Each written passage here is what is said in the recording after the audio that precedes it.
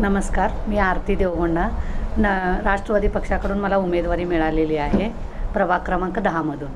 माझं विजन असणार आहे की आमच्या प्रभागातले सर्व रस्ते आता मुश्रीफ साहेबांच्या ह्याच्यातून भरपूर कामं झालेली. माझे पती अण्णासाहेब देवगोंडा यांच्या माध्यमातून भरपूर निधी आम्ही ह्या प्रभागासाठी आणलेला आहे आणि भरपूर कामं केलेले पण आहेत. रस्ते असू दे, कॉन्क्रीट गटारी असू दे, सगळं केलेलं आहे.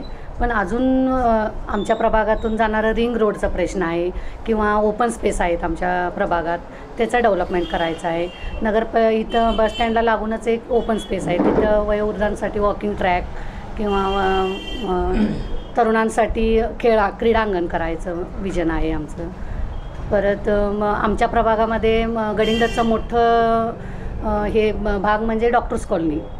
सगळे इथं रुग्णसेवा आहे आमच्या प्रभागामध्ये. तिथं मोठा प्रश्न आहे वाहतुकीचा.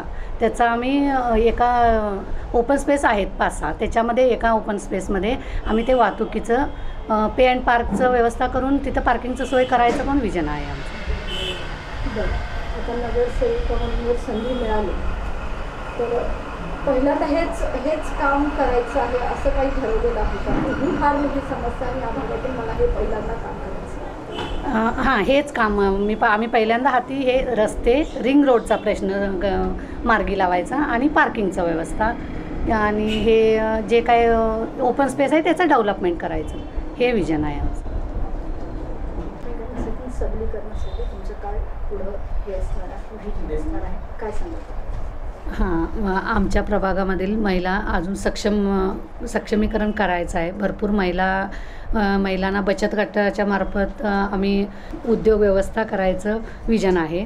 त्यांच्या हाताला रोजगार मिळावा ह्याच्याबद्दल आमचा प्रयत्न राहील. भागामध्ये साई मंदिर पण आहे, मोठं मंदिर आहे साईबाबांचं, त्याचं पण आम्ही सुशोभीकरण करणार आहे. आमच्या प्रभागामध्ये सिद्धेश्वर मंदिर, निवडे गल्ली इथे सिद्धेश्वर मंदिर आहे. जुनं मंदिर होतं ते मुश्रीफ साहेबांच्या फंडातून तिथं 70-80 लाखाचा निधी उपलब्ध करून देऊन मंदिराचं सुशोभीकरण, परत मंदिराचं वरचं एक स्लॅब, अजून पुढचं एक हॉल बांधून द्यायचं काम घेतलेलं आहे. आता अंतिम टप्प्यात आहे ते पण काम. आमच्या प्रभागातल्या तरुण मुलांचं तरुण मंडळ, सगळे मंडळ आणि सगळे महिला किंवा पुरुष सगळ्यांचं भरपूर आम्हाला पाठिंबा असल्यामुळे आम्ही नक्कीच विजयी होणार ह्याचा मला विश्वास आहे.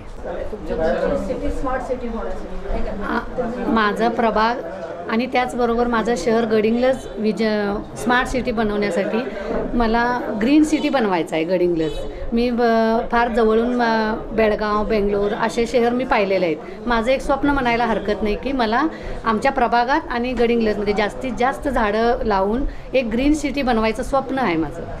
आणखी मला वाटते महिला सुरक्षतेसाठी असा कायदा यावं किंवा असं काहीतरी राबवावं की घरोघरी जाऊन प्रत्येक घरातल्या मुलींना किंवा मुलांना संस्कार केले पाहिजे.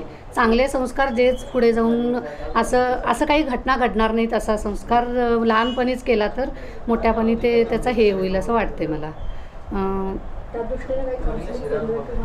हां, त्या दृष्टीनं काउन्सिलिंग केलं पाहिजे. प्रत्येक घरोघरी जाऊन काउन्सिलिंग झाला पाहिजे असं वाटतं. आणि त्या पद्धतीचा कायदा पारित झाला तर योग्य होईल असं वाटतं.